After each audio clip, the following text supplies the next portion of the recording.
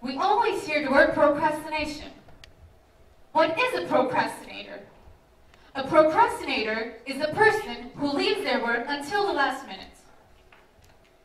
We can demonstrate it more with this graph. Things I have to do today. As we can see, we have a lot of things to do today. But are we going to do any of them? Probably not. In my whole 17 years of experience, I have come to the realization that whatever happens in life, whether it be a death of a loved one, canceling important plans, getting bad grades, getting yelled at by your parents or your teachers, what dooms us all truly is procrastination. Now, we always hear the word procrastination, and it is mainly associated with students, which is honestly not that shocking, seeing how much students procrastinate and leave their assignments the day before it is due. I even have friends that procrastinated so much that submit their work a minute before the deadline. Actually, my friend and I had a little over 2 months to complete a presentation, and we were going to be graded on this. We did nothing the entire time, and we left all of our work till the last week. And in that last week, we kept asking lots of questions to our teacher and annoyed him. And what happened in the end? We got a very bad result. Now, is procrastination a good habit?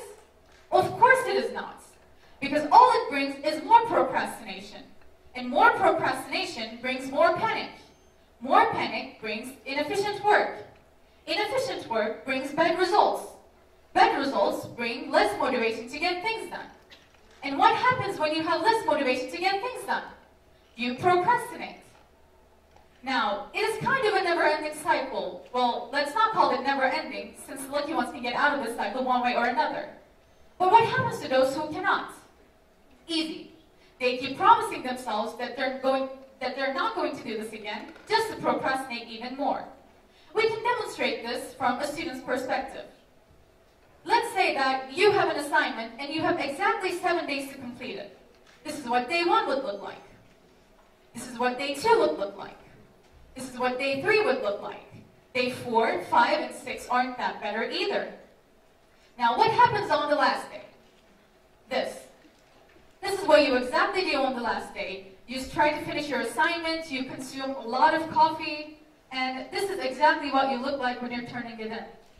You look at it as if your assignment is your baby and hope for the best. Now, the bad thing about procrastination is not that you do something later than intended, but it is the fact that it occupies your time more. It is not something you can try or do once. It is basically a package deal. When you procrastinate once, you can never expect to not happen again. It will always happen again. Think of it as a friend that is a bad influence. It keeps dragging you down with itself, and realizing that it is not doing you any good does not really change the fact that you were already dragged down. It is just like the domino effect, like how every domino falls to the ground while bringing down another.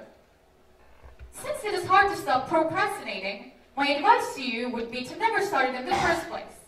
But if by chance you think it is too late, remember that every year you turn over a new leaf. Use this to your advantage and get out of this procrastination cycle. As Alice B. Selby said, procrastination is hands down our favorite form of self-sabotage. And we don't want to sabotage ourselves, do we?